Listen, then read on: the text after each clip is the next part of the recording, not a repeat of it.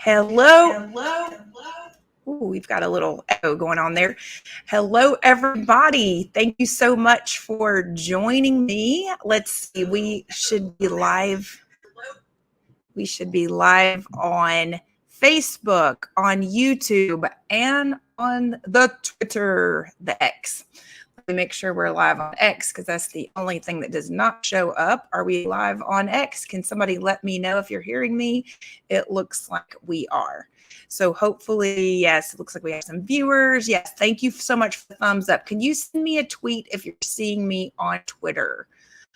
Because that way we actually know if anybody's watching on Twitter, on Facebook. Looks like on YouTube. It looks like we are live. Sorry, I just want to make sure that we make sure that we are live. So I just got off of another podcast. Absolutely amazing. I'll make sure to post those so that everybody can see, because today we have some very, very, very interesting things to share. Okay, are you guys ready to see what I'm going to share today? Because I want to say this in advance, okay? I posted a video of a little girl who had made a song for me. And then when I was talking to a lot of voters keep saying, Christy, we have the right to know everything that you know, like in terms of background checks, in terms of, who is what. So here's what I thought, because I'm not going to go over every single one of the other candidates. I'm only going to go over the candidates that people wanted to know the information on because they were, considering voting for those people, or their neighbors were considering voting for those people. So I'm going to go over that so that I'm going to do my best to explain to you what I see, because it made total sense to them, but they're like, hey, they want to see the proofs. Totally agree, 110%. We are in a state of such distransparency and disregard for citizens that it's absolutely despicable.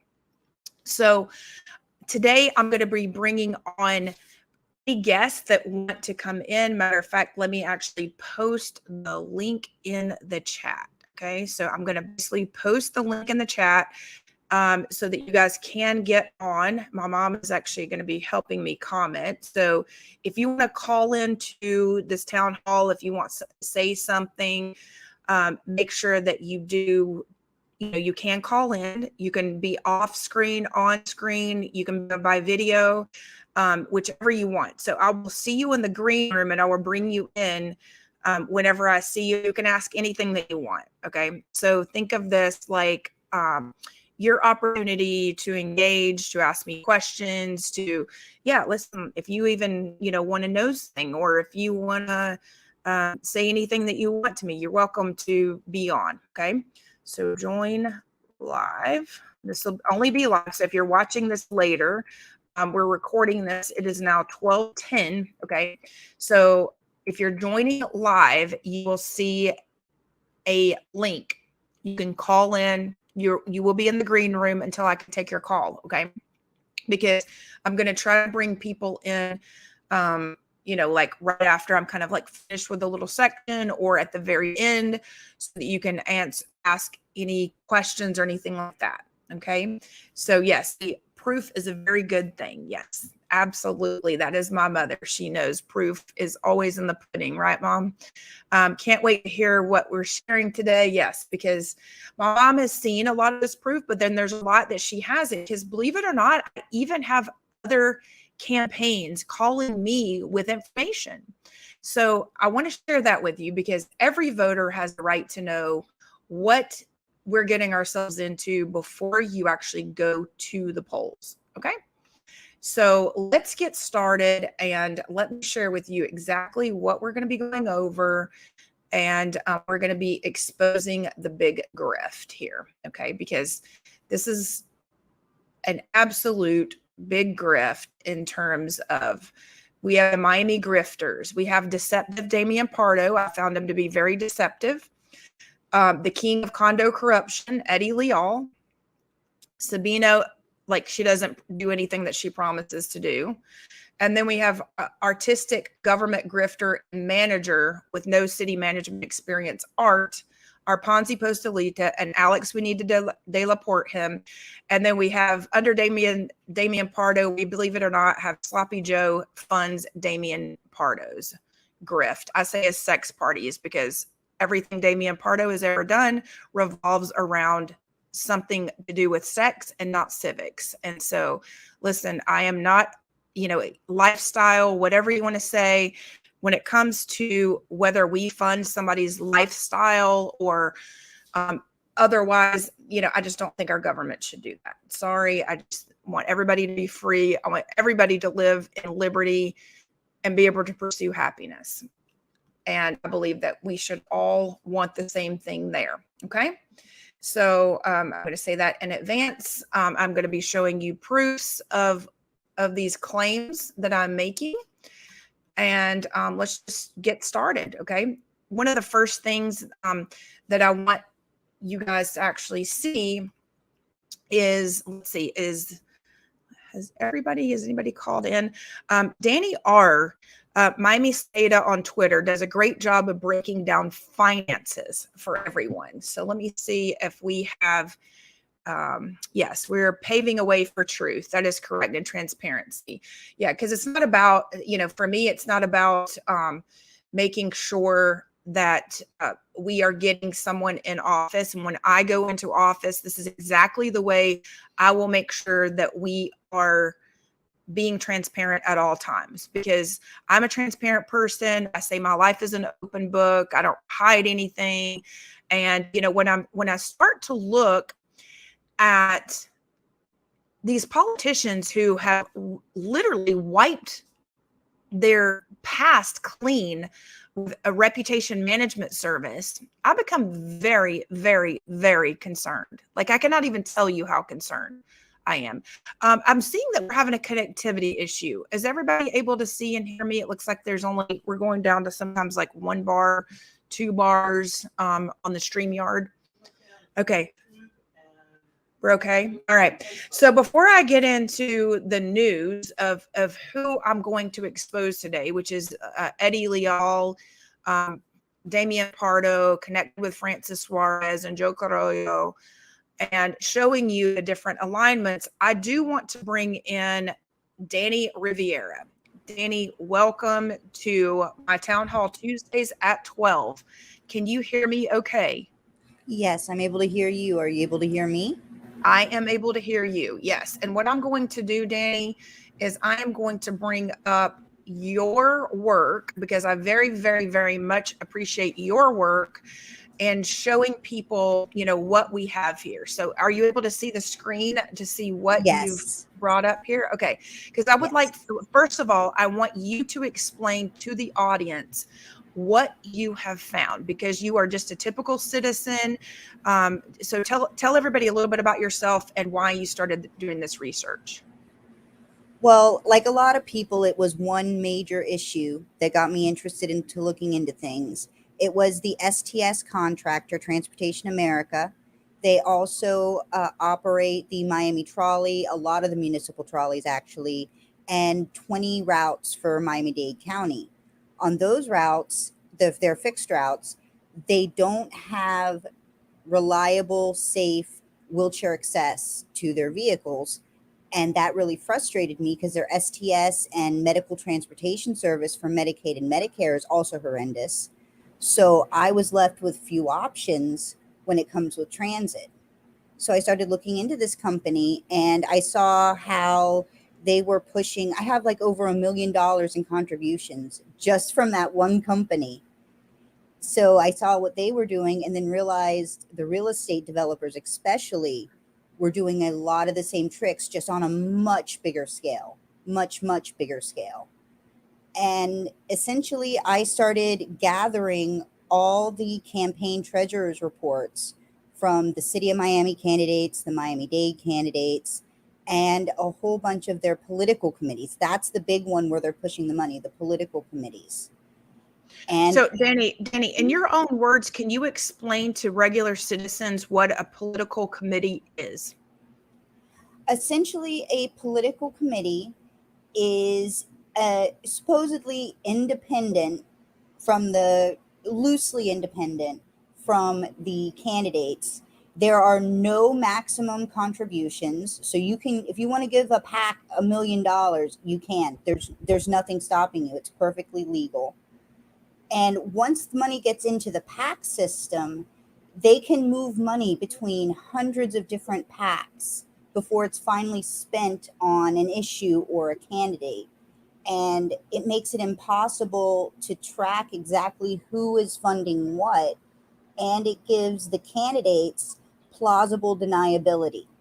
They can say, no, I never took money from that developer. No, I never took money from Big Sugar. No, I never, because it's been moved around so much, you can't prove it was connected to any one donor. So it allows our elected officials and their minions to fund themselves, fund everything, and nobody can, it's almost impossible to prove where the money came from once it gets into the political committee system. Right. And in this particular race, one of the first things that I noticed in the February election, when I ran in the February special election, was that 𝐄𝐥𝐿 Group, which is a Russian developer company that's based here in Miami. So actually, they're Russians that run the organization, but technically they are supposedly an American company, but they're based here in Miami underneath Francis Suarez and our city.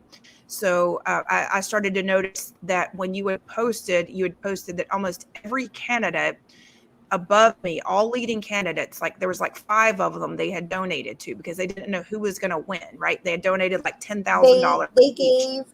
They gave to 𝐁𝐫𝐢 and 𝐁𝐫𝐢 10 each. Okay.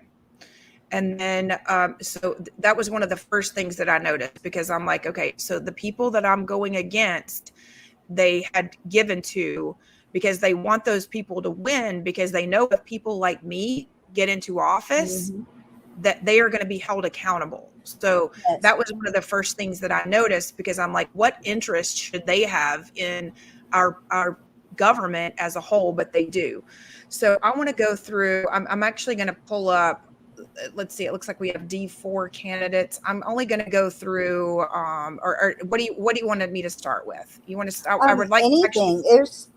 That's the problem I have. There's so much stuff. It's hard to know where to even start. Okay. So I think this is a good one to start with. Okay. So we have Kovo, Torres, Damian, and Eddie Leal. Okay. So let's start with them. Well, actually, I wanted to start with them in relation to Alex Diaz de la Portilla, because that was the big one that I came across. And you've got all of these on your Twitter too, correct? Yes. Sorry, guys. I'm trying to make sure that the screen is here. Okay.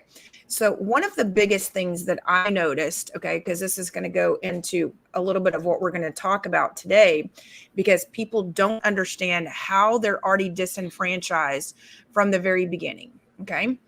So one of the very first things that I want to go through, let's see, this is looks like all District 1 though. Hold on. That's District 1. If you go to there's a PDF.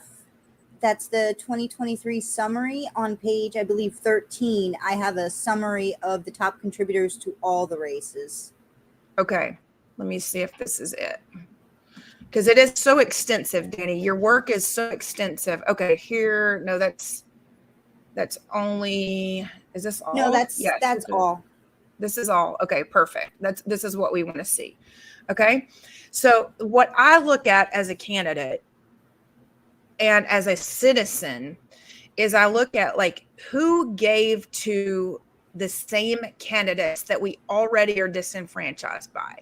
I think everyone in Miami will agree you're disenfranchised by Alex Diaz de la Portilla, who was arrested and who we really don't want in office. I would say the majority of people do not want them in office, okay, or want him in office. So then what I look at is okay, truth is the daughter of time. By the way, they name these PACs. I want to say that in advance. So politicians, their campaign managers, they name these PACs. And I think it actually starts with the name of something. Okay. So as a candidate, I'm just telling you, and as a brander and marketer, whenever you start with a name of Truth is the Daughter of Time, well, people automatically think, wow, okay, good. This PAC's telling the truth, right? When it's really the opposite. So Truth is the Daughter of Time gives $220,000 total. They give $200,000 to Alex Diaz de la Portilla and $20,000 to 𝐁𝐫𝐢𝐠𝐚𝐝. That's the LED billboards. Okay, so that is the LED billboards, Pat, which Yes. nobody would know that, right? Based on the name. Yes. So they don't the lobbyist for a large company, Orange Barrel Media, Mark Sarnoff, and also one of the lobbyists for that company was one of the Diaz de la Portillas, I want to say Miguel as well. So you wouldn't, like I said, you wouldn't know that unless you happen to know, oh, who is Mark Sarnoff?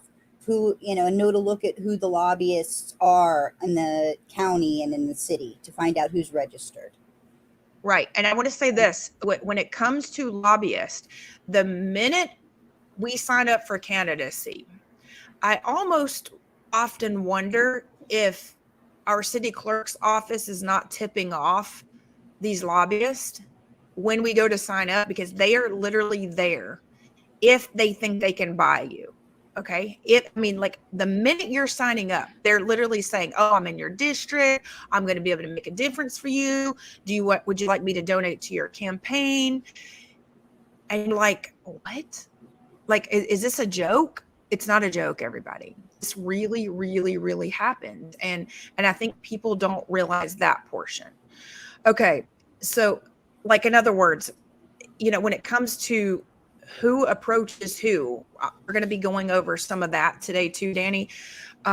So tell us about the Big G fund here. I haven't been able to track down exactly who everybody is, what project they're connected to. A lot of these are real estate developers with various projects throughout the city.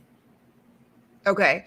And then what about, because, you know, here's one that I'm looking at, right? Because what we know a lot of times is whoever donates money, they're like, for instance, Alex Diaz de la Portilla, it is known that he is a campaign consultant for Christian 𝐁𝐿𝐵. I know it's very difficult for people to understand this, okay? He went to Qatar with Christian 𝐁𝐿𝐵, and I'll pull up those photos in a moment. But we, like, when it comes to, if we don't realize these things, we cannot expect to ever be able to elect someone who is not already a part. I mean, it's like, it's that sickening that they have the audacity to do the things that they do. So when we're looking at this, one of the things I want people to realize is, okay, so we're going, okay, this, in our investments, donated $123,000. They donated $110,000 to Alex de la Portilla and $10,000 to his supposedly competitor. I believe that he has put this competitor in the District 1 race so that he can further control District 1 and divide, basically take away votes from his opponent. Okay. So, you know, because it's very hard to explain this to an average citizen, you know, because they don't realize like the money that's being taken. So our hopes is that, you know, going over this portion, the financial portion, is for you to be able to see the alignment. And then we have that they gave $3,000 to 𝐁𝐫𝐢𝐠𝐚𝐝. Okay. So, and also keep in mind that they can return any of this money. Okay. They could, but they won't, because they're getting also paid to run in many cases. Okay, so here's a big one. Additive Strategies, LLC. So basically what has to happen is we have to go to Sunbiz. We have to look up every single one of these like additive strategies. $80,000 total, $52,000 to Alex Diaz de la Portilla, $28,000 to 𝐁𝐫𝐢𝐠𝐚𝐝. Core Rock Development gives $72,000 total, $67,000 to Alex Diaz de la Portilla, $5,000 to 𝐁𝐫𝐢𝐿. So it really all starts with these alignments. You can clearly tell. Look at, I mean, you can just even like look at. May I pop in to explain who Coral Rock Development Group is? Yeah, please. Coral Rock Development Group is trying to get the urban development boundary expanded down in Homestead to get a big warehouse district built. And they've been pushing really, really hard with the county commission. So this is what I also want to explain. Some of these developers who may not have business in the city of Miami, but if they have business that they need the county commission or another city commission, they will give money to friends of the people they actually need their vote. So that's right. And here we are. Look at this. I mean, so we have the same people from the county and the state endorsing Sabina Kovo, okay, to keep this going, okay, because they need that to keep going. And we have the ability to stop it right now. You know, so continue on, Danny. I'm sorry, I don't mean to interrupt you, but I wanted to make sure that people understood that that's even how endorsements work. They need to endorse because they need to push this cart up the hill. They just need to keep it going. Like one of the reasons the Miami-Dade Democrats are pushing Kovo so hard is Christian Olvert helps push a lot of money into, especially the county executive, Democrat executive, but the state level as well. They push a lot of money into it. I think from Kava's Our Democracy political committee, she's given a few million to both the state and county Democrat party just from hers. And there's a few other overt PACs that have donated as well. So that's one of the reasons you got to look at. So yeah, I was gonna say the other thing we have to look at is who is pulling the strings. Okay. So here is Daniela Cava-Levine. Here is Christian Olvert, her campaign manager. And consulting with her campaign manager is Alex Diaz de la Portilla. Okay. So I know it's very hard, very difficult for people to understand. They think they know, you know, they're politicians. They feel, you know, everybody feels like they've been hoodwinked because we've been hoodwinked for a very, very, very long time. And this is not a Democrat and Republican stance. Okay. So let me also explain. So everyone in this photo, you have Alex Diaz de la Portilla. Notice he's standing by this guy, the leader of Saudi Arabia. Okay. Then you have Cava-Levine. Okay. Then you've got Christine King, who Alex Diaz de la Portilla also controls via Keenan Hardeman. Okay. So Keenan Hardeman was also there. I mean, so this is something we have to look at and we have to go, wow, okay, this is something we must do. So, you know, Annette Tedito, okay, so let me just explain to everybody. On this form of endorsements, you literally have all of these top people. The reason Sabina was able to get all these endorsements is because all of these people are over here.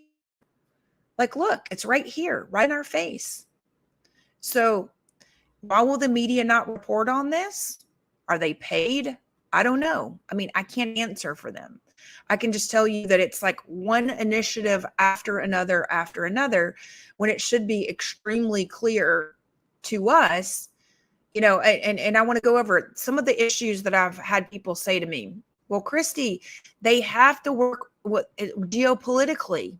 We're Miami-Dade. We have to work geopolitically. We are not supposed to work geopolitically. Okay. It is not supposed to be that way. Okay. It is supposed to be that we are here to work on local issues, period. That is what people are paid for. We are not paid to spend hundreds of thousands of dollars to go to Qatar. And I'm going to tell you, listen, I'm a travel blogger. I'm an international business consultant. You would never find me in a foreign country with an Alex Diaz de la Portilla. You just would not. Okay. I'm not saying I would never go because that would be idiotic. That's an idiotic statement. I'm just saying I would not go with a known person who is disenfranchising our organization as a whole or our government as a whole, because he has been disenfranchising our government since day one. Okay. This guy has been a part of the Democrat Party. I know this is also very difficult for people to realize. I'm just going to show you how to even find the information yourself. Okay. So, because a lot of people don't want to see this. Okay. They don't want to see. So I did a search, and I'm going to go here so you guys can see it yourself. I just did a search for Alex Diaz de la Portilla, Democrat Party. Okay. Then what I do is I'll oftentimes go to images, because here's the deal.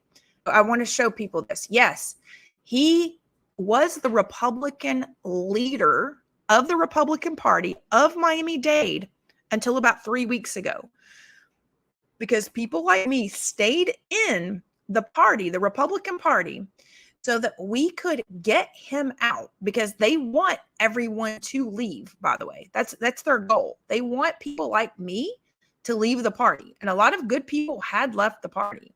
Okay. But I refuse to leave, because here's the deal. I find that Alex Diaz de la Portilla, okay, is everybody ready for this? He was allowed to participate in candidate forums. Okay. And again, I'm going to see the details here. Okay. Because you have to see all the details. Okay. Of who is what. Was allowed to be a part of a candidate forum for Miami-Dade County District 5 Commission. Okay.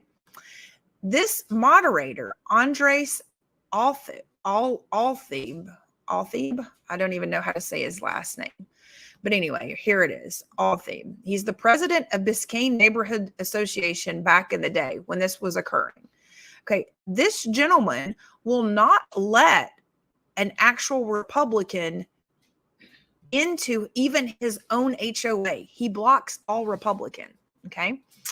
So, it's kind of crazy, but I'm just telling you that is the way that it is. This guy has been working with the Democrat Party and the Republican Party. This is not an issue with, oh, actually, I didn't realize that I wasn't showing you guys this. Hold on. Let me go back, share this tab instead. So I went here to see details. Okay. So here he was Wednesday, May 18th. I'm not sure exactly what year this was, but evidently he was running against Eileen Higgins. That's probably where they met. Their media partner was Miami Today. And so these are the candidates in alphabetical order in terms of who was actually at this event. But this was promoted on the Democrat Party website. Okay. So we must realize that we are dealing with two wings of the same bird flying in the same direction. Okay, Danny, I'm going to go back to your tab now that I've kind of explained that, because that is a critical part for all of us to understand what we're dealing with, that we're not talking about party lines. Oh, sorry guys. If I make one little touch of this, it's moving the whole form. Because Danny, you've done such a great job of making sure that we are informed here. So can you continue on with whoever you're aware of and like what their agendas are that are on here? Like I said, a lot of them are mostly the big developers. A lot of them are the lobbyists, the city contractors. That's who a lot of the big donors are, the people that need the commission for something. Or right. Like I said, friends of somebody they need something from. So you can see it's like OCO Group, real estate, real estate. Bayside Marketplace, okay, that makes sense. But, CMC Group, Mello Group, Terra Group, Related Group, all of these are big developers with projects, a lot of them in Brickell and along the coast. These are the high rises. Mm-hmm. Okay, and I'm going to bring this up too, because one of the things I want people to realize is this is not just me against these developers, but like Aspen Times actually had an ongoing investigation. And believe it or not, this is all the way from Switzerland, with a Moscow tied lingered developer who sued a newspaper amid defamation claims. So if there's any little thing that like comes up, they try to sue the local Aspen Times, saying that they defamed him. defame the project because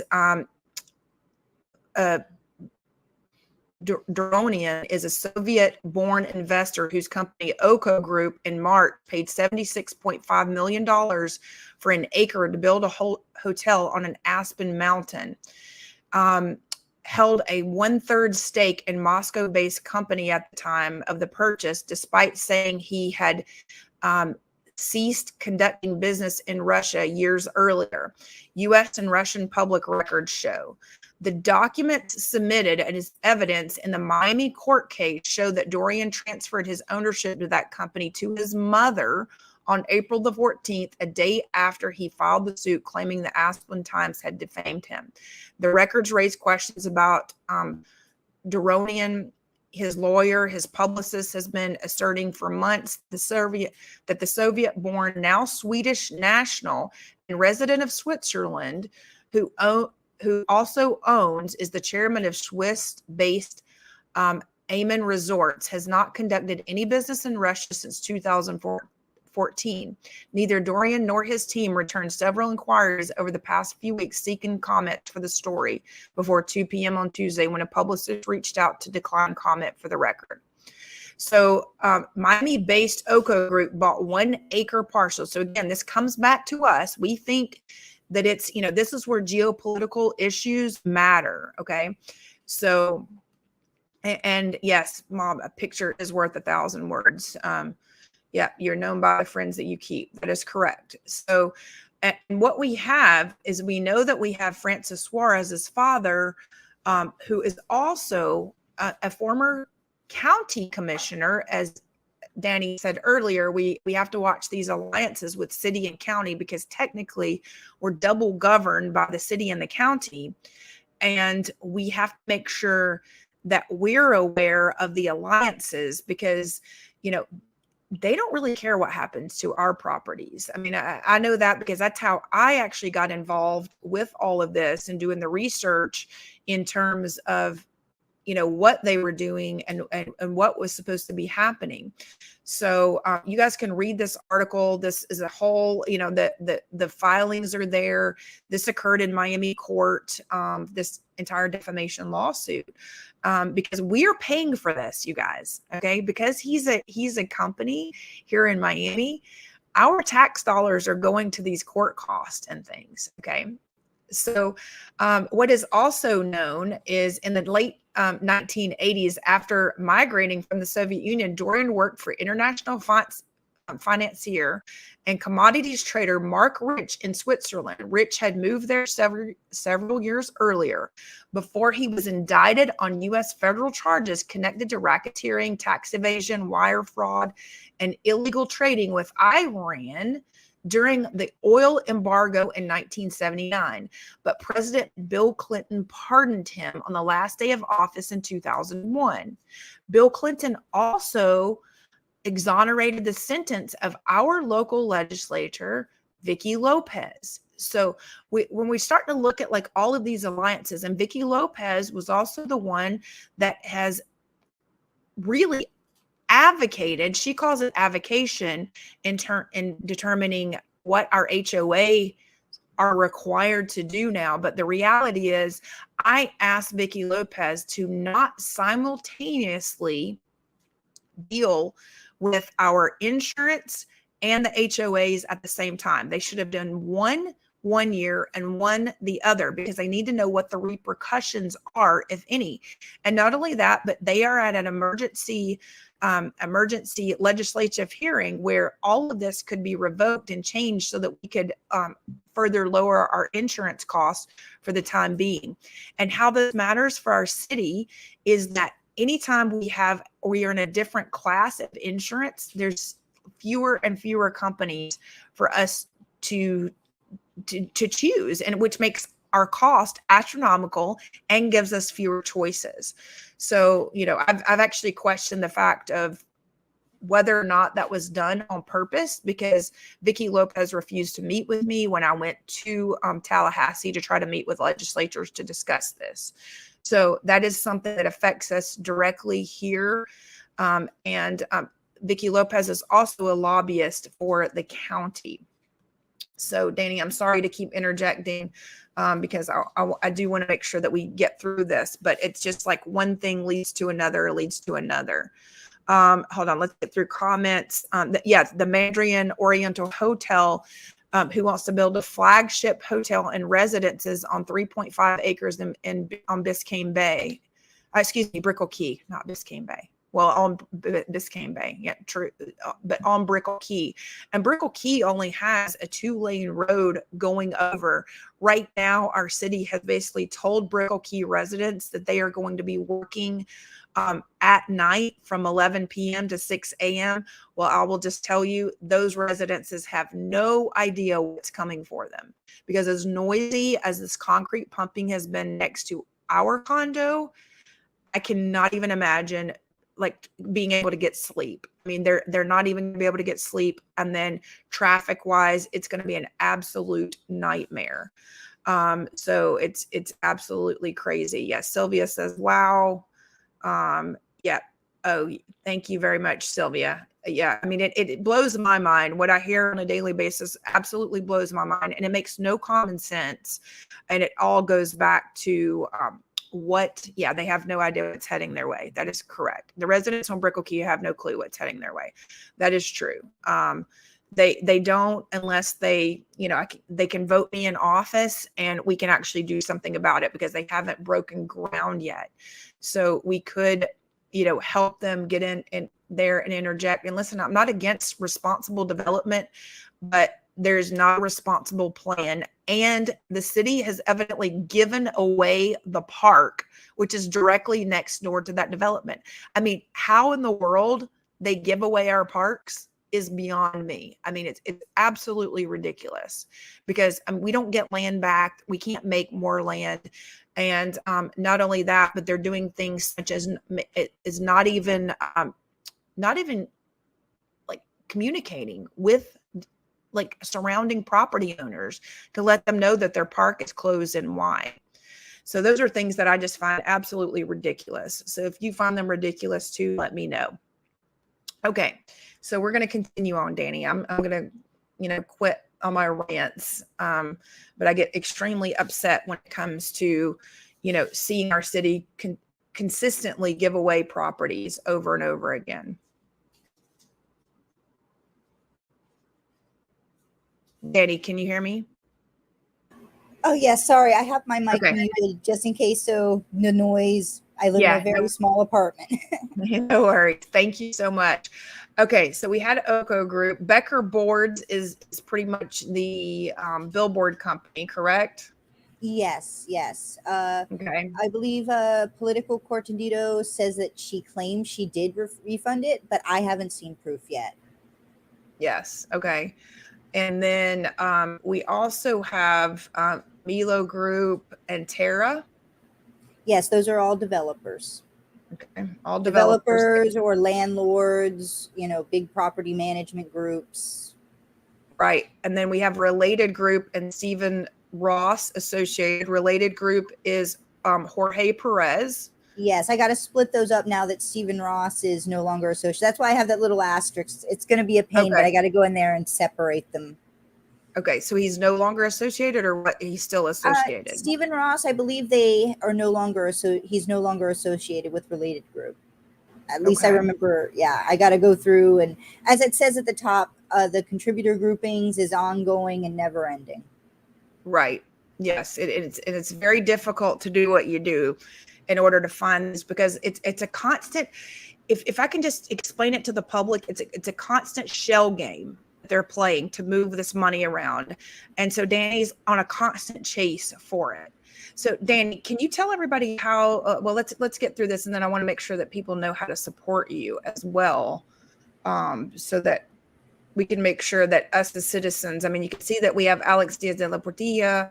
Then we get to, where we start to see alliances again. So, Jorge Salazar, can you tell everybody who Jorge Salazar is? I believe he is a developer. I'm so sorry. I don't have I have the notes with everything. I don't have that in front of me right now. So pretty much we're just mostly developers, to be honest. Mostly developers. Transportation America, the company that brought me to the dance, the trolley operators. lobbyists, Burkow, Radel, Fernandez, and Larkin. That's a lobbyists. As you can see, these are all just a lot of these are real estate developers. Yes. Yeah. So, or the Valls family, they're the family that owns Versailles, things like that. Yeah. So we just have to look at those. Local restaurants, a lot of local businesses, real estate developers. Like I said, it's the same. It's a lot of the same types of people, just different. Yep. They all need the vote, so they fund it. Yes, exactly. And if you guys see anything on here that you're interested in, Danny, they can find you on Twitter at Miami SEDA, correct? Yes. Okay. Miami SEDA. Your link in the chat right now. So that is there. You guys can find her on Miami SEDA, and I highly recommend that you pay attention to all of her finance research. And Danny, how can they support you? I have a Ko-fi or a coffee, however it's pronounced, ko-fi.com/Danny R Miami. Will you put the link in the chat in just a bit when you get off so that people can easily click through, because I think that would be helpful. And Danny, does that allow people to give to you monthly? I believe it does. I set up a Patreon, but I haven't really used it yet. But I believe Ko-fi does allow a monthly. Hold on, let me pull it up and see. Okay, because what I was going to recommend is that, it would be very helpful.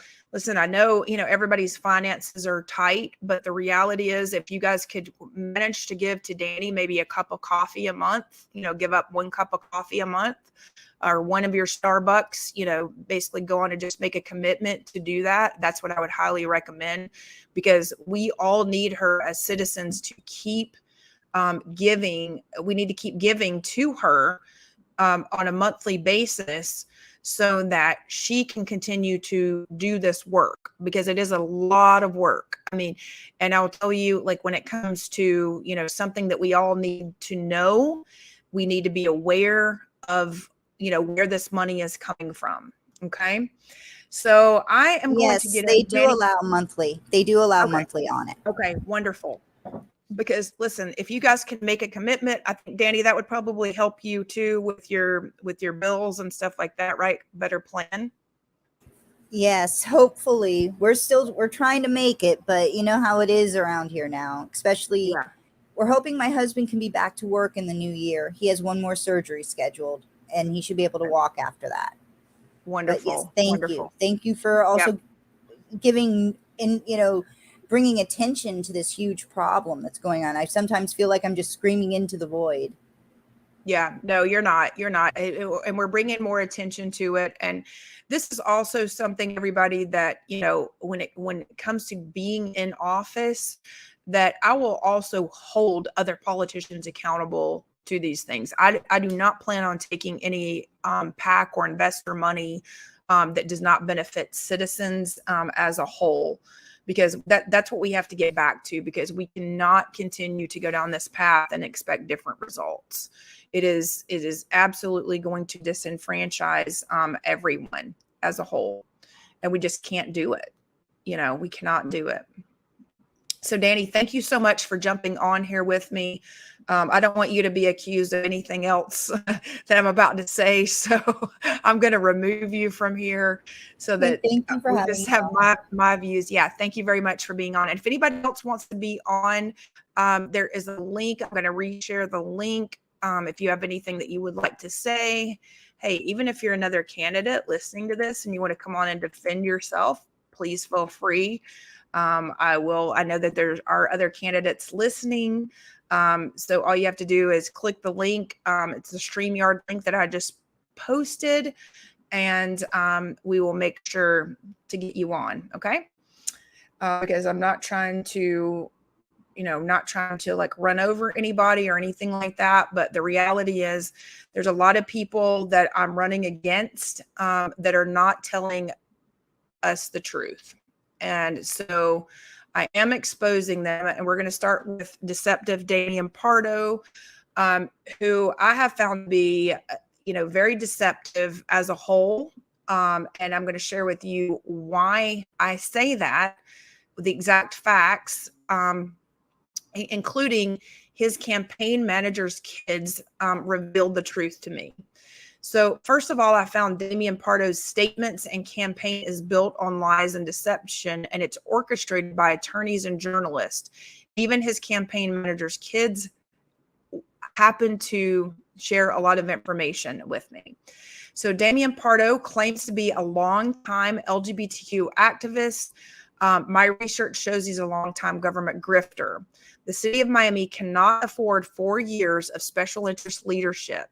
Damian Pardo's statements are so full of deceptiveness that I find it absolutely appalling, and I have called him out. Not only publicly, but I've actually called him out privately to inform him that he is not telling the truth. I will be filing campaign violations against him if my attorneys look and see that they should be filed just for public interest, just so it's on public record. I do find it very sad that our media has become such a play-to-play propaganda machine. In the meantime, I want you, the citizens, to know the truth before casting your votes. And many of you have asked me to inform you of what I see. Okay.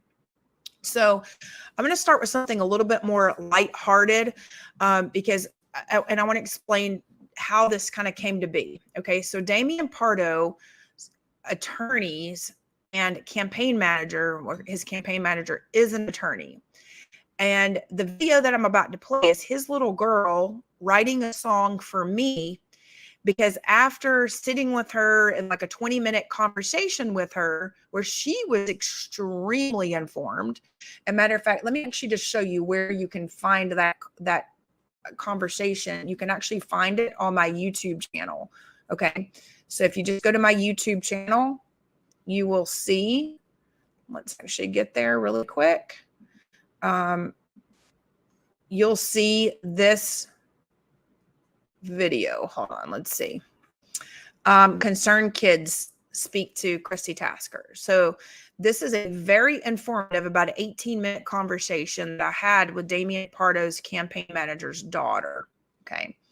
So that alone really just made me go, wow. Okay.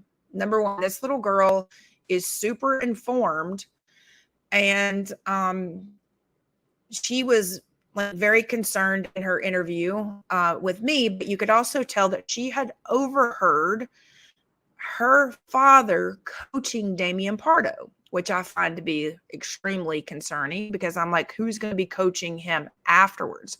Considering we already know that Alex Diaz de la Portilla is the campaign consultant for Christian Ulvert. It's like we're just getting ourselves into this constant churn of people who are absolute grifters. So that is how I met them. So let me just play the song that she wanted to sing for me. She actually wrote and sang a song. I was so impressed. So let's just hear her. Hey there, Christi. It would be so pretty if you were commissioner for our city. Hey there, Christi. Wouldn't it be great if you moved from city to our state? Hey there, Christi. Pack your bags and fly away. Wait, hold on. I'm sorry. No, you're fine.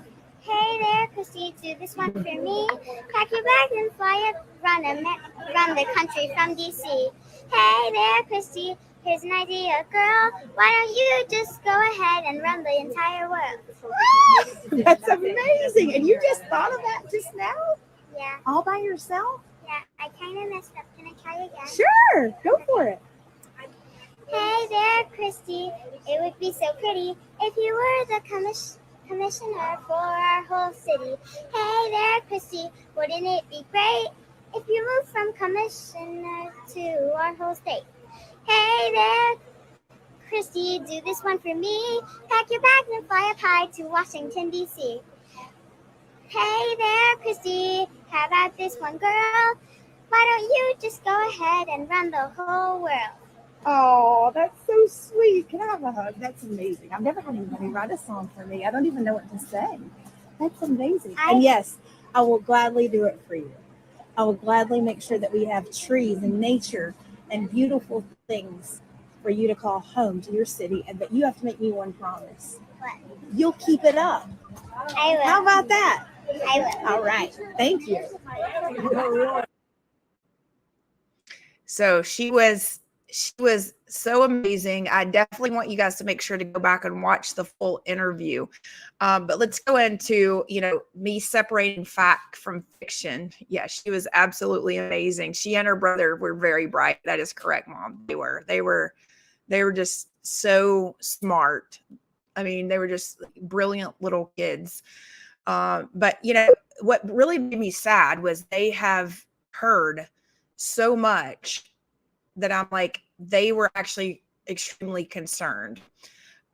So I started diving into Damian Pardo because, number one, I really didn't when we were campaigning throughout, he would have problems even knowing which mic to turn on and where to stand. He wouldn't listen. The very first town hall, he was late because he didn't know where the Coconut Grove Women's Club facility was, which I thought everyone knew where that was, especially considering we were in Coconut Grove. And he was going around telling people in Coconut Grove, he was making them believe he lived there, which I think is unbelievably concerning.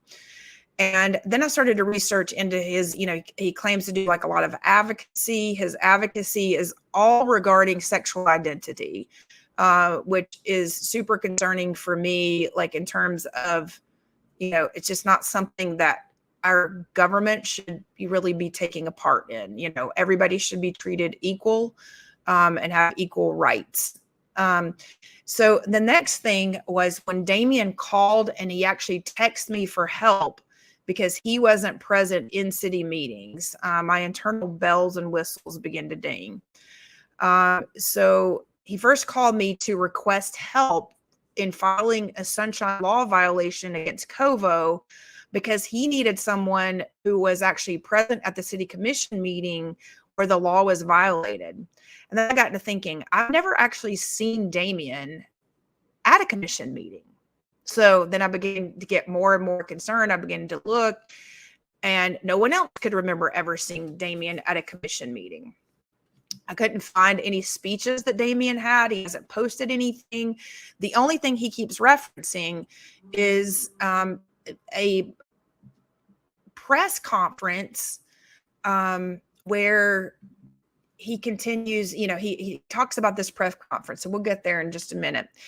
But then I started to realize, okay, when I interviewed with 𝐁𝐫𝐤𝐵, which is a political action committee that actually at this very point in time has endorsed 𝐁𝐁𝐽, but Damian started that political action committee.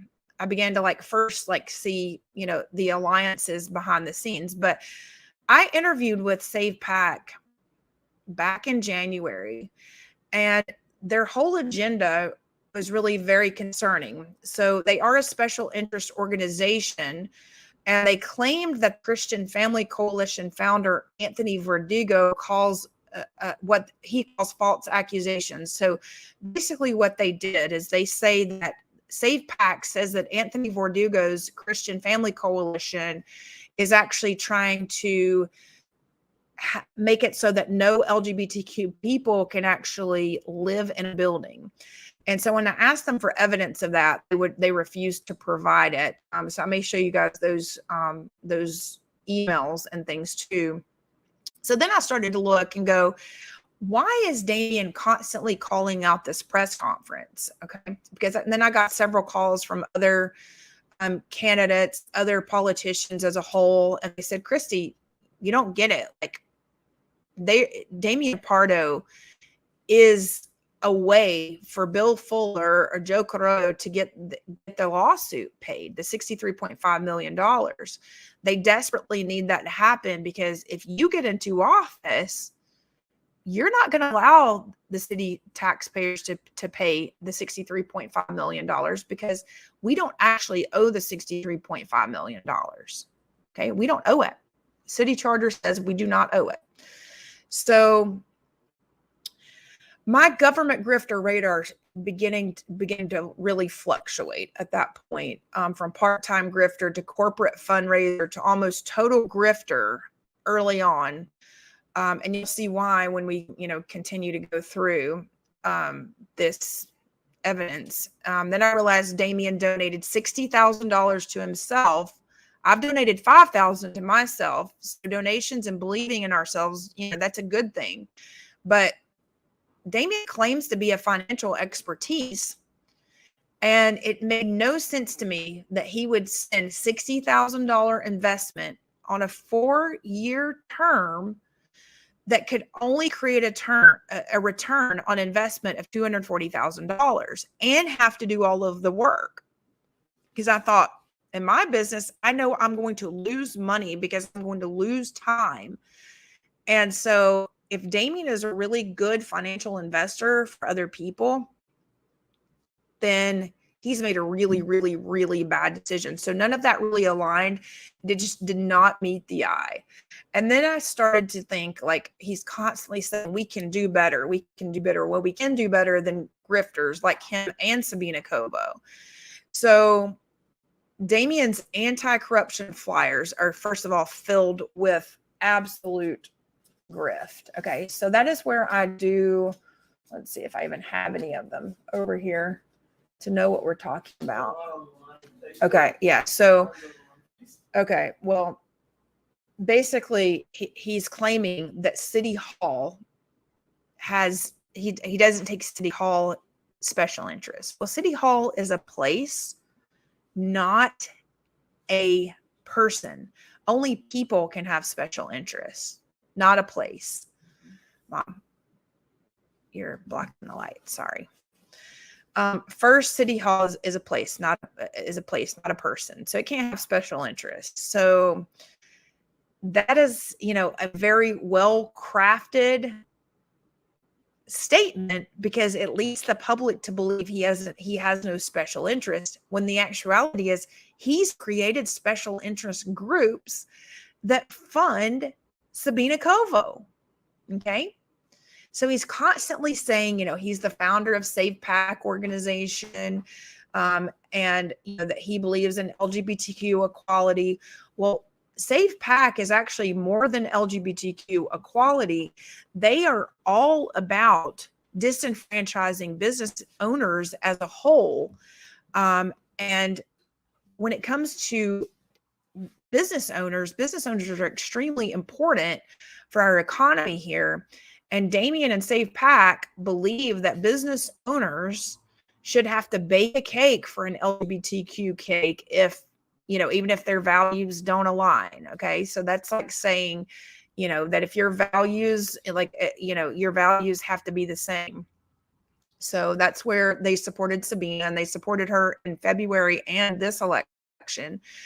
And then it comes to Joe Carollo. So Damien Pardo's festivals and organizations, believe it or not, are funded by both Joe Carollo and Bill Fuller. Okay. So let me just say, let me just hold up some of his false claims. Hold on. So basically, hold on, let's see here. So that's the one that I was talking about. A fresh approach to City Hall, empowering our residents and rooting out corruption. Well, I've asked Damien, where did he report any corruption that he's seen? So if you haven't already reported corruption, that's a concern to begin with. Okay, but let's get back to the facts. Damien Pardo's festivals and organizations are funded by Joe Carollo and Bill Fuller. Let me actually show you what I mean by that. So let's just go to the 𝐂𝐥𝐿𝐵 Festival. So 𝐂𝐥𝐿𝐵 is one that Damien is constantly saying, hey, I am, the founder of this largest festival, and, and it's funded by, let's just go to the gold level sponsors, gold sponsors. Okay. Platinum sponsor. Okay. The presenting sponsors. So let's go to presenting sponsors first. First Horizon, who Damien works for. This is his company. He actually works for First Horizon. Bacardi, the County of Miami-Dade, Telemundo 51, NBC6. Then we have platinum sponsors, iHeartMedia, 93.9, 94.9, and Yingling. But then we get down to platinum sponsors. Not only do we have the city of Miami, which means that we've all given Damien money, but we also have Commissioner Joe Carollo giving him more money, more of our money. The gold sponsors include Versailles, 𝐂𝐥𝐿𝐿, Comcast, Gilead. Then we have Senator Rene Garcia. I think Rene Garcia is part of the LGBTQ community. Then we have Miami, Greater Miami Convention and Visitors Bureau, the Knight Foundation. We have Survivors Pathway, Football Unites, that's the Miami Dolphins, Inktel, Big Bus Miami, Connect, like a pet organization, 305 Prep in Miami. And then we have Commissioner Eileen Higgins, and then Raquel Regalado's office. You know, they're all sponsors, along with Danielle Cohen-Higgins and Marlene Bastine. So then we also have the Biltmore. We have Monkey Bar, and then what is this?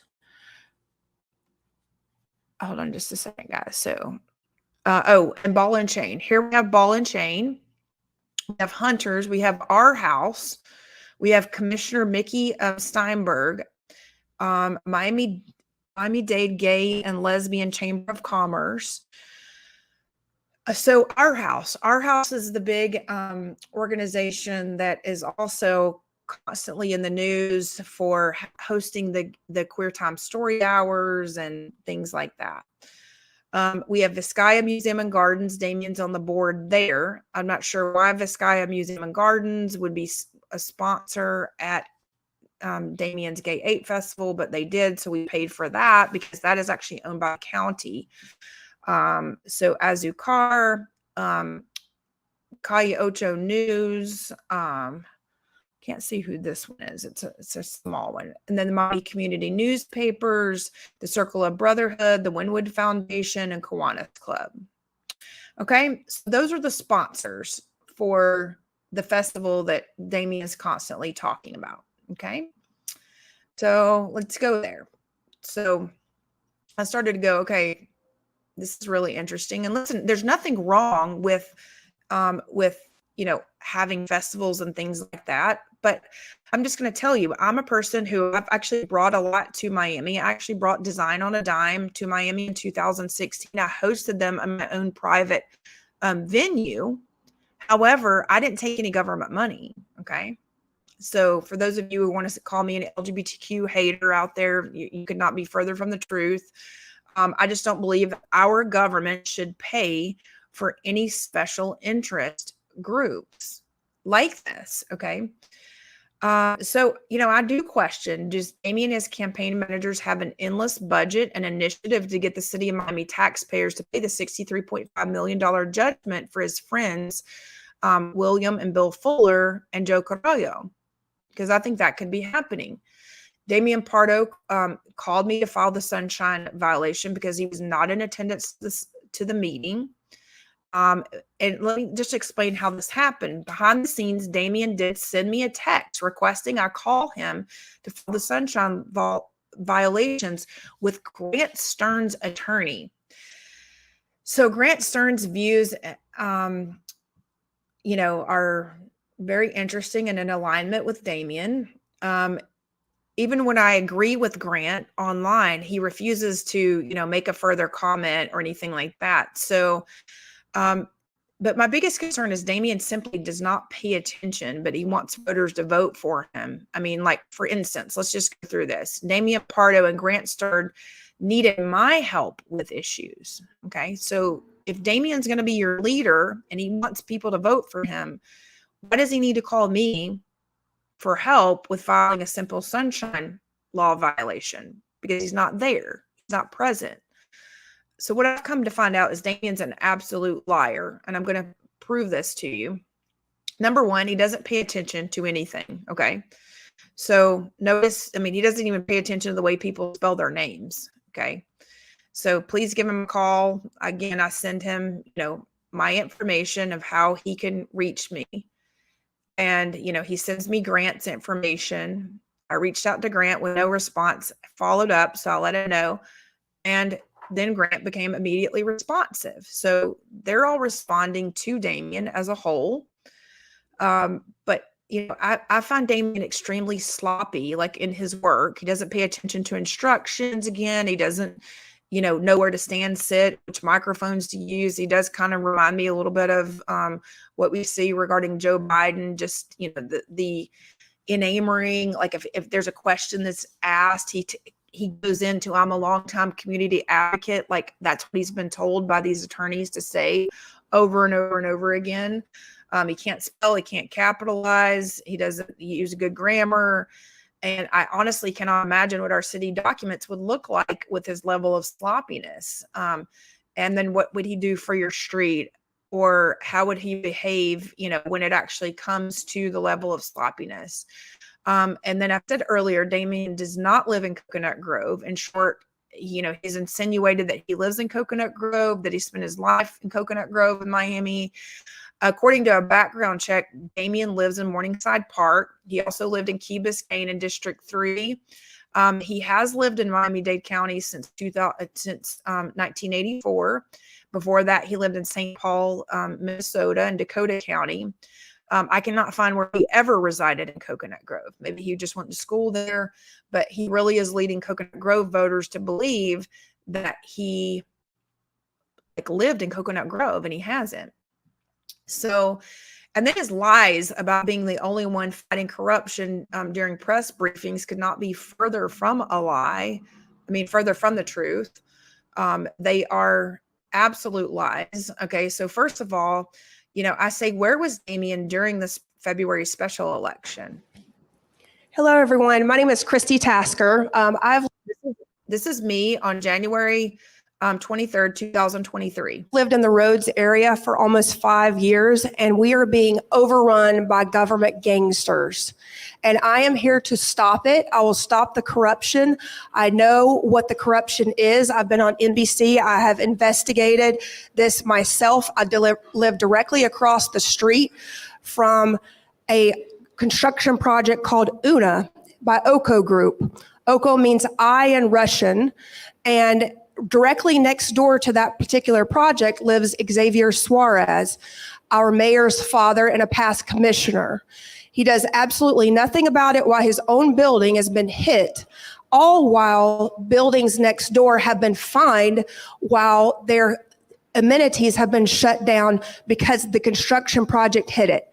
They breach absolutely everything, and they're doing this all over Miami, all while they're ignoring infrastructure in the building permits. They're giving COs without making sure that that infrastructure is fulfilled when they could be holding a permit until it's all done. It's very simple to fix, and it's going to take somebody with no political connections to the government gangsters, and I'm your girl. They were a little surprised when I made that speech, and I had no idea, honestly, what I was even going to say, other than I was sitting there listening to, I'm going to play really quick Sabina's speech so that you can hear her, okay, and hear what she says in her speech then. And then we're going to listen to, actually, we'll come back to that. I'll tell you what, we're going to come back to Sabina's speech when we're talking just about Sabina, because there's so much. I'm going to show you the violation that I filed on Sabina. So this may end up getting a little bit long today. I apologize, but let's go into, because we're talking about Damien now, I want to share with you the speech of the gentleman who is helping Damien, Javier Gonzalez, who is helping Damien. And it's a little shocking because, Javier, I thought was like a grassroots candidate. I thought he was really good. And then I started to go back and listen to okay, let me see what Javier said the last time we ran for office. Hi there. My name is Javier Gonzalez. I want to thank you all for coming out. I know that's a lot of time. One of the questions I was asked, and I'm going to start with this way, is about character, how someone develops their character. And I'm going to tell you a story that I've only told twice, and I'm sorry, a little emotional about it, because I told it at my mother's eulogy, and I told it to Apostle Chambers. When I was a little kid, we were trying to assimilate into what U.S. was, what Miami was, and I begged my mom to throw a little Easter egg hunt, because we were Cuban and we were trying to assimilate. And my mom, we were one of the poorest families on the street, and my mom said, yes, we'll do it. And we set up the Easter egg hunt, and we had one special egg that got you a little boat. I found that egg, and I looked at my mom, and my mom said, it's not yours. And I found one of the kids that was on this in the game, and I gave him the egg so that he could share. And again, that is what develops character. That's what develops values. Those are the values and the character that I will bring to District 2 as your commissioner. And that is what's important. This city is, I love the city. I'm passionate about the city. I am not a rah-rah out there guy. I do a lot of stuff behind the scenes. And again, I want your support. I thank you for your support. My name is Javier Gonzalez. Thank you. So I was a little surprised to see Javier Gonzalez promoting Damien, to be honest with you, because I wanted to believe Javier Gonzalez was a good guy and he was very intelligent and smart. And I was seeing Javier Gonzalez like out not campaigning, but really campaigning, for his own race, like by himself. So I was a little surprised to, see him campaigning for Damien, and then to find out that he also has some invested interest in real estate, while he's saying like, oh, he doesn't. So I think that's a little interesting as a whole, that I thought you guys may find interesting. But here's where during this, Damien is constantly claiming that he was the only person at this press conference. So thank God one of my neighbors that actually captured this footage of me. These people that have unjustly done our community wrong. When I first moved to Miami, I was told that I needed to pay $1,500 for a building permit. Otherwise, my permit will not get passed. Okay, so I'm just going to play like little clips like that, just so you guys don't have to listen to all of it. But that basically, in short, I want to explain to you guys how press conferences work. And I've done that in this article, but I wanted to kind of give you a breakdown. I'm going to try to speed things up a little bit.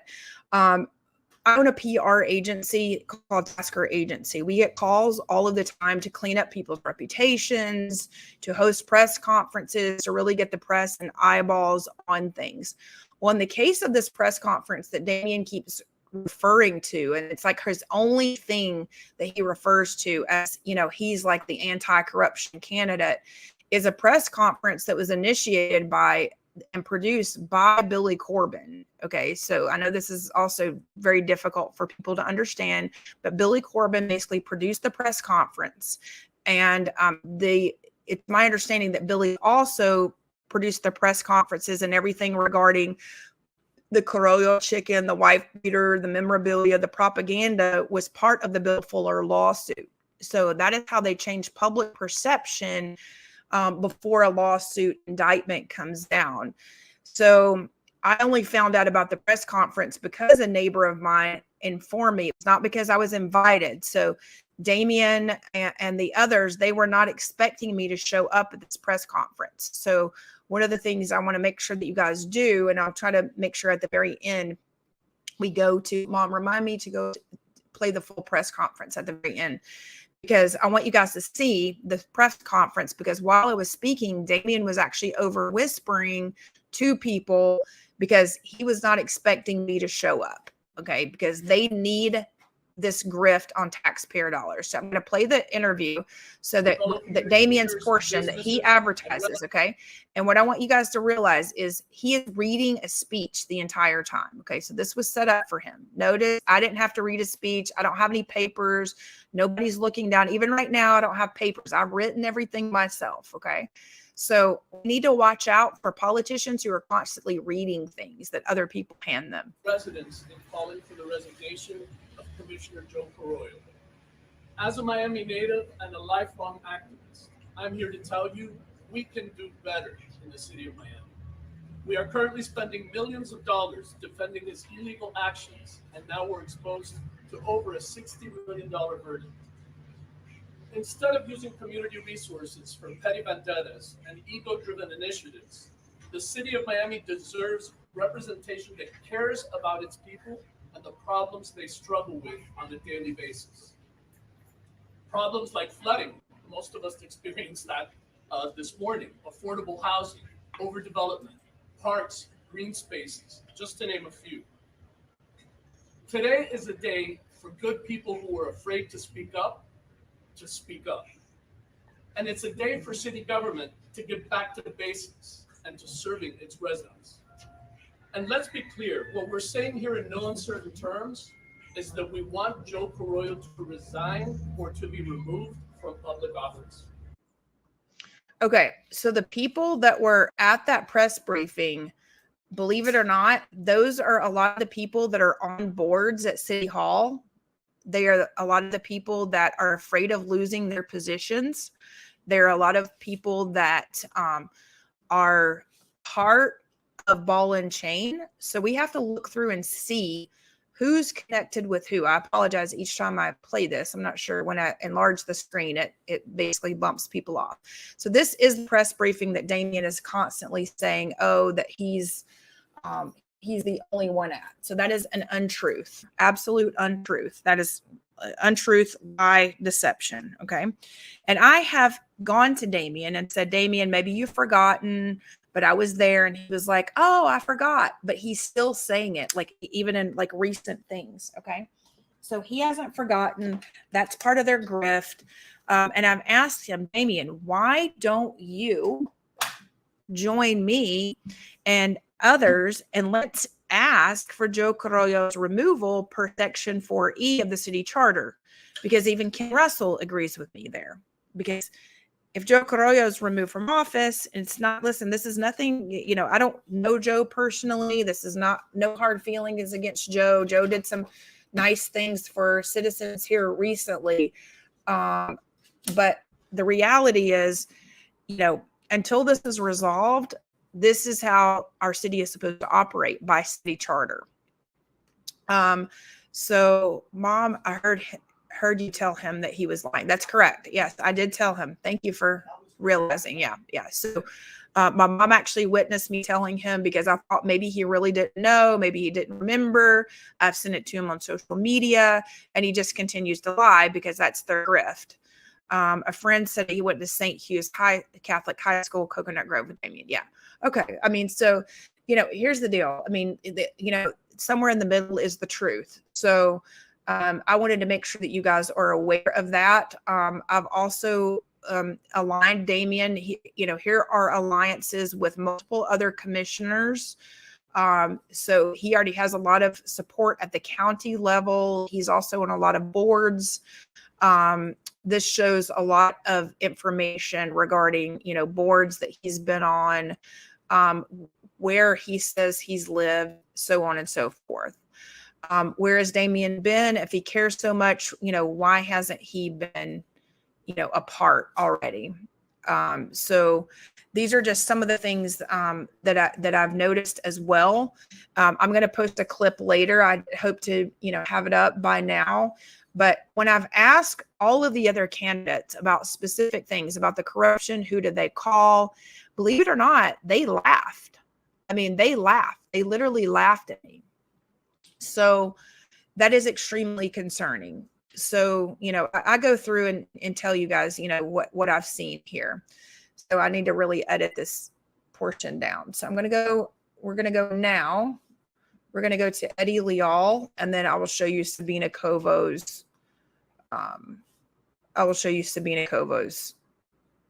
My filing against her and where she's gone wrong. So in short, I'll let you guys go directly to the Eddie Leal. Eddie Leal is the condo king. He is the homeowner's asylum maker. And Eddie Leal is a chief public distractor for Francis Suarez and his real estate minions. And we already saw a lot of those minions that are already on financial reports for Alex Diaz de la Portilla. So they disenfranchise new homeowners and they run senior citizens from their home. Okay. Eddie Leal has failed to hold an HOA election for his own HOA in order to stay in power. And when an 86-year-old woman questioned his authority, he called the police on her, laughed at her, and called the police on her. Okay, when I said this in a public meeting, let me just kind of go here and share this tab with you. When I said this in a public meeting, I noticed Martin Zilber's hecklers came out. Okay, so first of all, Eddie had just gotten through making a speech that we were allowed to combat and debate regarding. So he had said, he told the public, he was honest with them, and he said, I'm running millions of dollars in HOA money. I'm running millions of dollars for my clients. I mean, he tells them this. And I said, the part that he had forgotten to tell. All of the money he runs, be sure to look up all of his shows he's running with HOAs, and also be sure to look up the 86-year-old that he called the police on when he was questioned at his own HOA for failing to change presidents. What? For failing to hold an election. And are you Martin Zilber's heckler? Are you Martin Zilber's heckler? Are you now campaigning for Eddie? Because I think that's pretty important for people to know. Have some respect. Yeah, you need to quit heckling. You're making personal attacks, man. Okay. And now you're attacking me. Okay, so all of the money he runs. So that is not a personal attack. That is not a personal attack. I was informing the public that Eddie Leal has failed to hold an 86-year-old hold an HOA election, and an 86-year-old called him out. Afterwards, he proceeded. He was going to try to lie about it when he was actually meeting with people afterwards. And little did he know, it's my campaign manager's aunt that is the 86-year-old woman. So it's Barbara Casanova's aunt. So we're not running from that Eddie.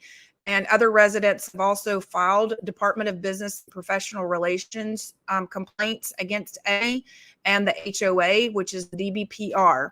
The DBPR is now so saturated because earlier when I was going through the condo information regarding Vicky Lopez, well, guess what? We have a massive issue with the DBPR because the DBPR is so bogged down that complaints are not being investigated in a proper time. So in short, when I hear a candidate constantly say the same thing as if they're a robot, they say nothing new, when they constantly waste time doing mic checks and then overextend their time when they do basically, and then laugh about it in public, I hope that you realize they are time wasters and distractors. So it's no secret that Eddie Leal is Francis Suarez appointed mayor's office attorney and working under tricky Vicky Mendez. Remember that Ponzi Postalita selects the city attorney, Vicky Mendez. Vicky Mendez is under investigation. Francis Suarez is the globalist World Economic Forum puppet who has disenfranchised Miami already with his C40 scam plan and FTX, Miami Coin, and the list goes on. He's under investigation. Most likely Eddie is as well. But everyone knows that when Francis sees talented people, he does immediately try to buy them off. And I am 100% proof of that. So Eddie, the truth is Eddie is buying up multiple condos and buildings under shell companies. I've had citizens send me, you actually have to click on this image to see this condo board. The residents have described this as the corruption condo board. Okay, so basically they have taken Eddie and they have linked him to multiple people here, okay, and multiple organizations. And this is just from one condo, by the way, okay, one condo. His is Bayshore Place. like they just, the list goes on and on and on and on and on. So Eddie is not being transparent. I actually met with Ernesto Cuesta, who is the Brickell Homeowners Association president, who is friends with Eddie's father. Okay, so he's friends with Eddie's father. And even Ernesto said that he advised Eddie not to run for public office because he didn't need any eyeballs. Sorry, I'm having a little trouble.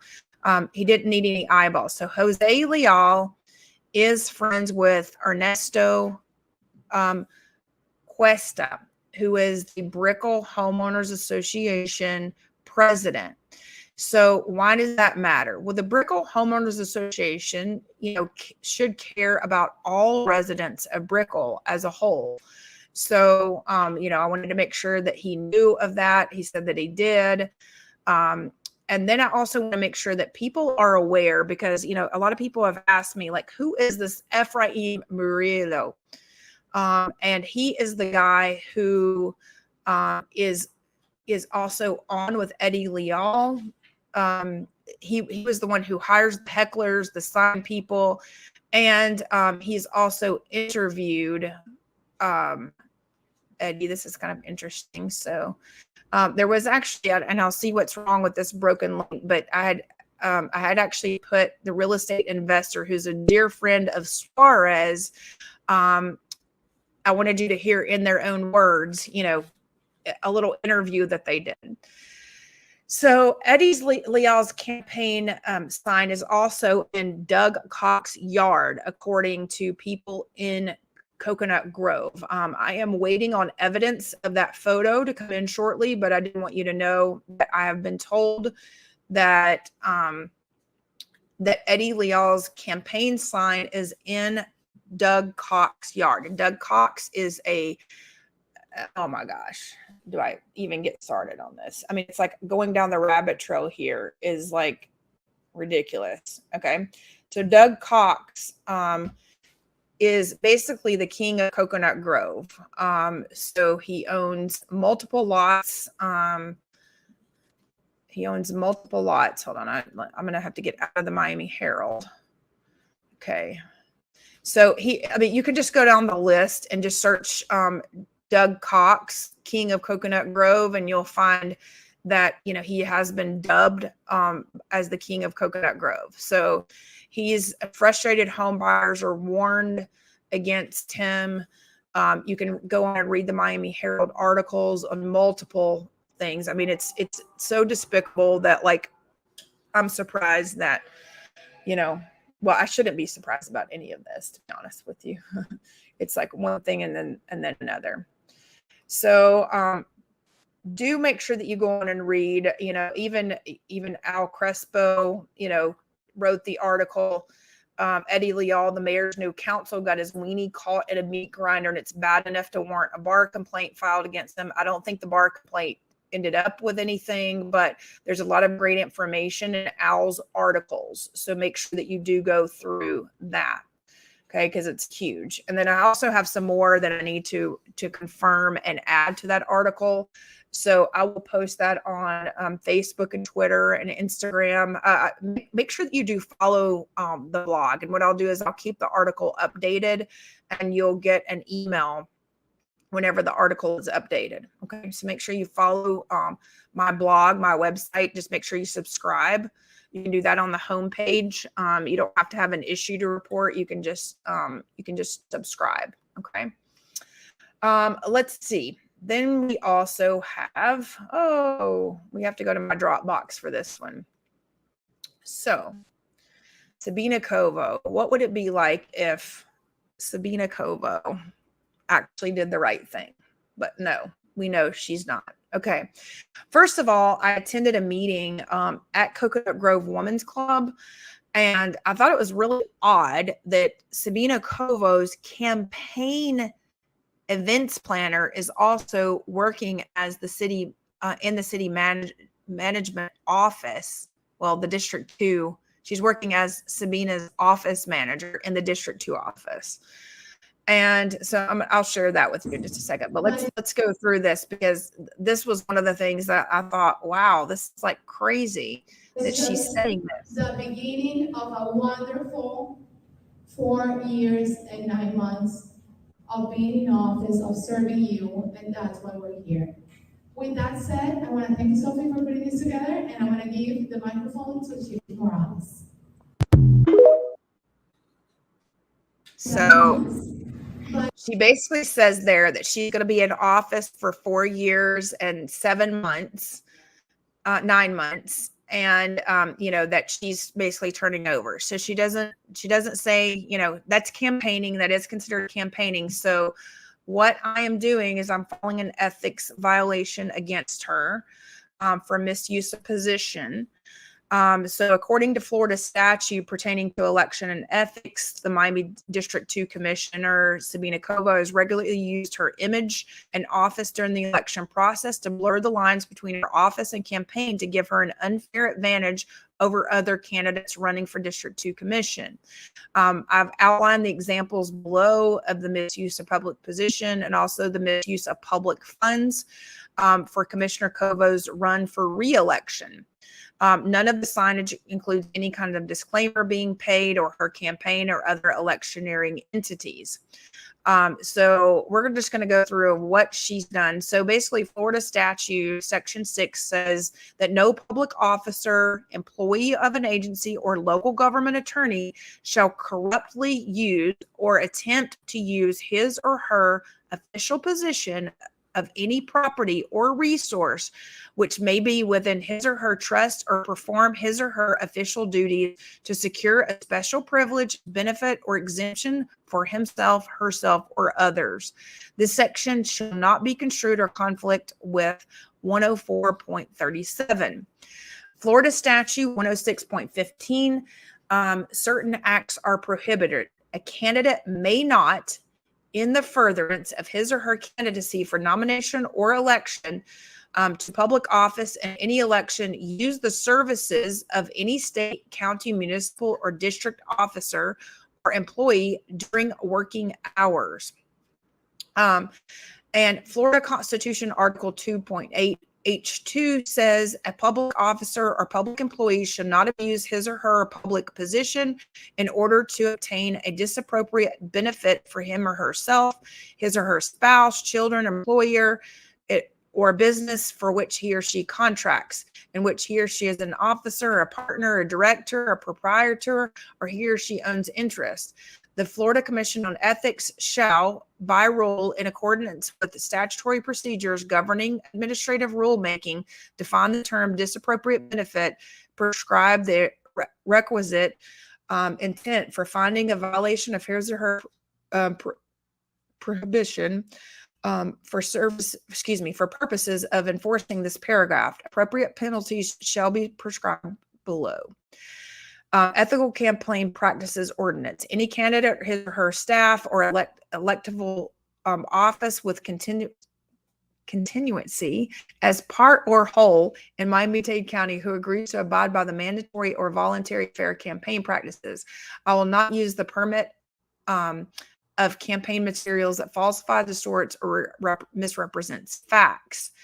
So on event flyers and signage in parks, Commissioner 𝐁𝐫𝐢𝐠 has her image and position as city commissioner displayed to give her greater name recognition on park signage, even though it says it's sponsored by Sabina Commissioner 𝐁𝐫𝐢𝐠 rather than City of Miami, if she is paying for the park upgrades.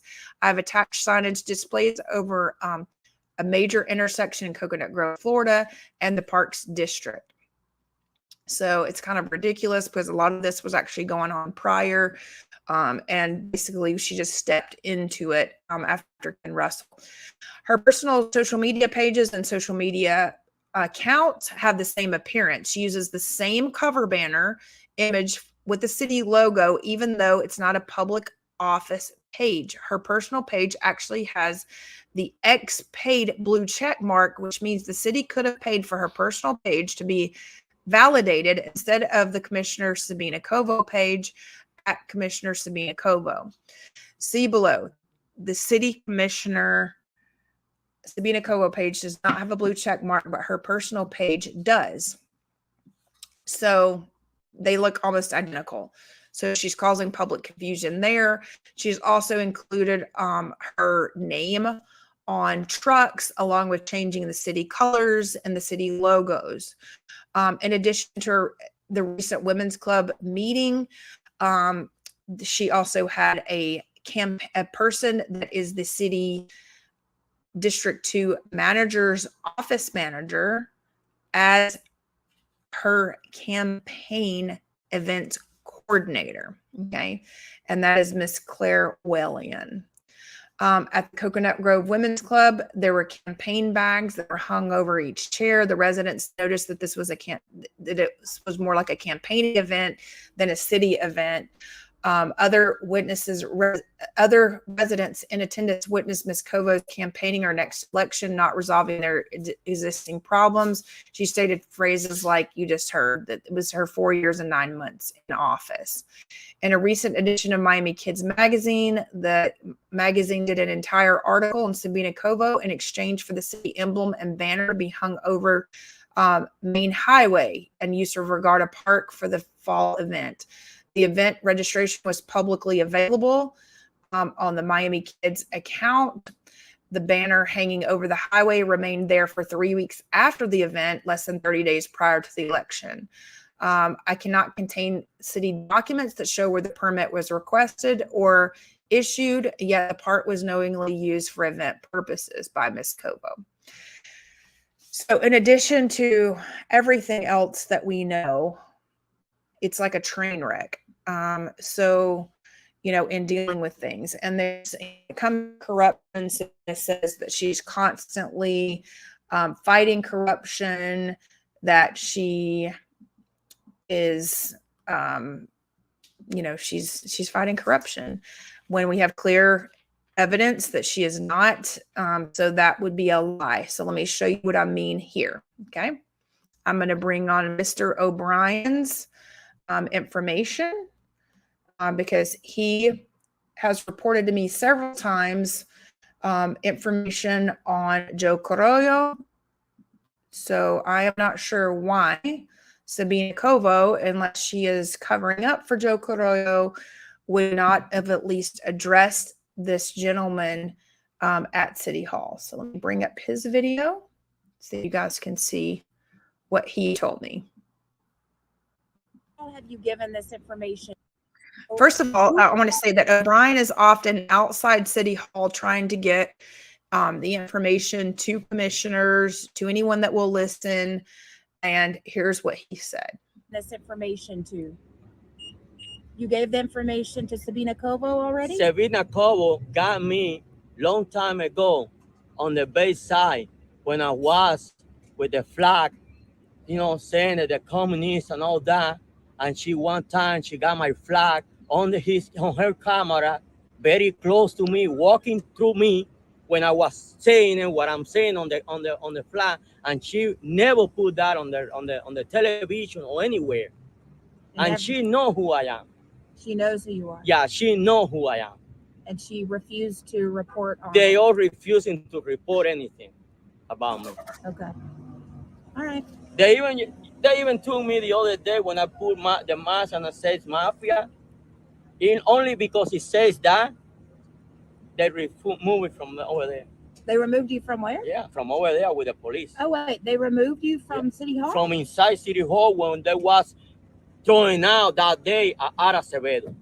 And I give 𝐅𝐸𝐴𝐵 all these documents. And he was investigating this. 𝐅𝐸𝐴𝐵 was looking at to my truck. He was looking at to my signs.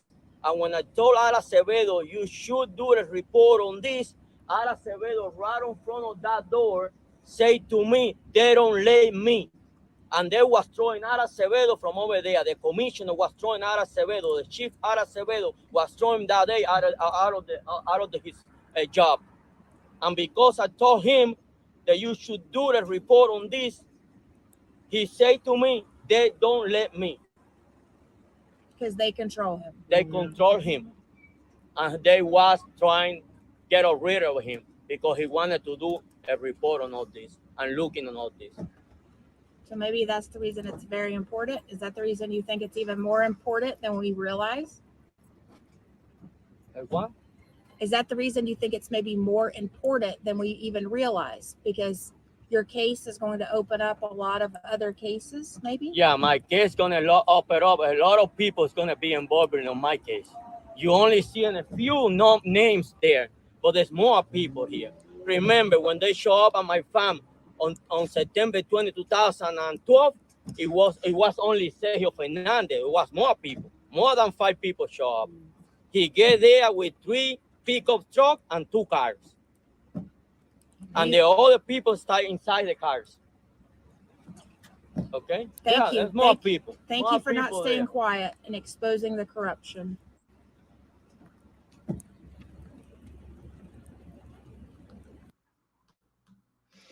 Okay, so I have shared his information with FDLE.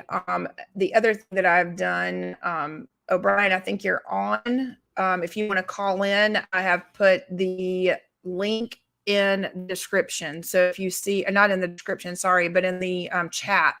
I don't know if you can see the chat. If you want to call in, you're welcome to. If you have anything else that you want to say. I do want to say, after he reported this to 𝐅𝐸𝐸𝐸 was fired. Moving 𝐅𝐸𝐸𝐸 from the Miami police chief's post is in full gear. Miami Mayor Francis Suarez with his first public comments on the issue. Well, it is clear that Chief Acevedo has the qualifications and the experience to be an effective chief of police. It is also obvious that his personality and leadership style are incompatible with the structure of our city's government. In his letter to the chief, city manager Art Noriega identified 8. Okay, Art Noriega has never managed a city a day in his life. He came from the Miami Parking Authority. He is appointed by Francis Suarez. 8 specific reasons for suspending the chief, including failing to report personal and/or vacation time, using offensive language against a person at a public protest. The city manager has also deemed Acevedo's action plan for the department's future deficient. Generally speaking, I think a lot of the points, if not all of them, are right on point, and I do think that they're accurate, and I support them. Yeah. The chief insists some commissioners are out of line, interfering with the reform efforts, and they've interfered with a confidential internal investigation. And he says they manipulated the budget process to further their vendetta against him. And to those who call the situation embarrassing and circus-like, City Commissioner Manolo Reyes. It's very unfortunate, and I apologize to people, and I've been saying that for a long time, that we went through this. This could have been avoided if the process would have been followed. So the entire situation can be absolutely avoided with your vote for Christi Tasker on November the 7th. We all must go and vote. We must get a voice back for the people. I am your voice. I am the person who has spoken up, spoken out, and taken things to law enforcement, FBI, and many other agencies. We have to make sure that we do not have politicians in office that are already connected, already bought out before they even take office. We have to stop it, and we can. So I say we because when I'm thinking about myself, I don't think about it being me going into office. I think about us going into office, the whole district, getting our services back, having sidewalks that are straight, not cracked, uneven. That are not uneven. Using common sense, having somebody that actually knows what things actually cost, who won't just go along to get along, who will actually take 100% initiative to look at building plans, to go, how deep is this pool? How long is it going to take it to construct? Because listen, I've already gone to other public meetings, and with this public meeting, matter of fact, I actually explained this one too, because this is huge. Huge, huge, huge. Let's see. Hold on just a second. I want to share this with you because this is extremely important, because we have people that are literally being run over. I mean, their land's being run over. They are, and I want to share with you because this was really interesting, because the commission wanted to take a lot of credit for this, where the reality is, the only way that they actually acted is because I called in the media, because this woman, I found her at a meeting and she was having problems with an issue with Hotwire Communications.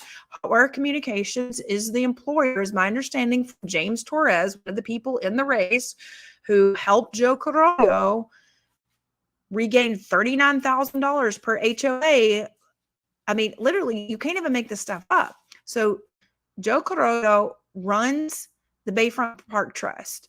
He and James Torres, the last election, he went to James Torres, who runs the DNA, that's the Downtown Neighbors Alliance, who is funded, I believe, by the city or by the DA. Again, there's all these situations and all these shell companies that go into it, but they know that their grift is going to be over on November the 8th when I'm elected. So let me actually share with you exactly what happened with this particular. Hold on, that's a different thing. Hold on, that's the Art Acevedo one. Let me make sure I'm pulling up the correct piece, because this is unbelievably important. So, of what happened to this woman, and I was the one who actually called the media, because listen, this is not a situation of everything is about me. It's actually about you, the homeowner, and I'm the person that stands in the way of making sure that the city does not disenfranchise our homeowners like this. And I will go to bat for you each and every time. And I will not stop. And you guys voting me in, giving me a voice will help us get further. New luxury high-rise in Miami led a subcontractor to install fiber optic cables right under her property. And the city says it may have been done without a permit. Local 10's 𝐁𝐫𝐢𝐻𝐿 has the exclusive from Miami. This homeowner very upset. She says she came out one day, she found her yard marked up with orange paint like this, also full of these flags. That indicates a fiber optic line is buried underneath. The house was my grandparents before that. Linda Alger has lived in her home on Southwest 29th Avenue for 52 years, well before the neighboring luxury apartment buildings. The 23-story Grove Central building just opened to residents on October 16th. She knows she's in for a big payday should she ever decide to sell, but I can't even begin to tell you how shocked and upset I am. She now believes a fiber optic line runs under her front yard, installed by Hotwire Communications, bringing that new luxury building online. What has this done to the value of our properties, and how do you sell your property and move and tell a potential developer, oh, by the way, you can't use my front yard? Alger recently woke up to those orange markings. There was 2 large H's and flags marked as Hotwire Communications, crossing off the sidewalk and through her and 3 of her neighbors' lawns. It was done without a permit, and it should never have been done, and it's hurting us. It's hurting our future.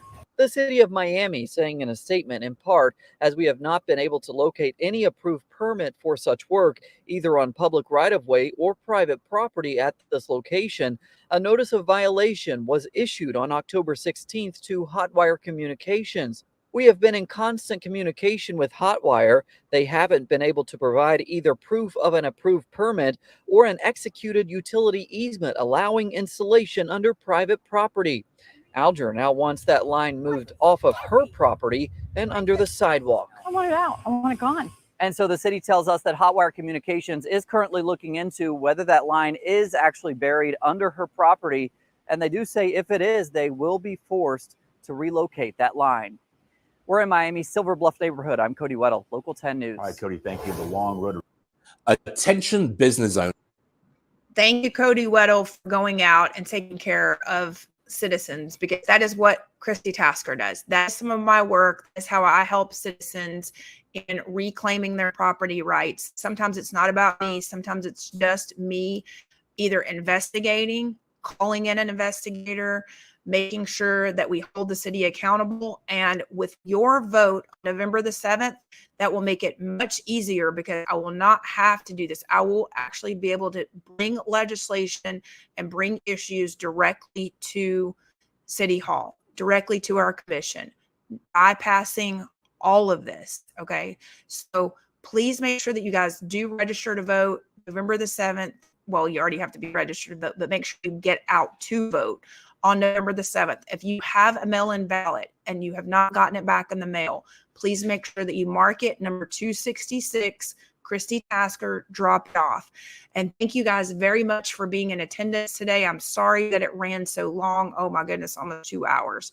But that's kind of what happens when we start to go digging into financials and everything else. God bless you all. Thank you very much for your time. Thank you for your votes. Thank you for trusting me, because I am the real leader that Miami Commission needs. And I will be your voice. I will hand you the megaphone, and I will make sure that we together continue to make sure that these property rights are protected and that we actually get the services delivered that we're already paying for without any government grifters in the way. God bless you. Thank you all.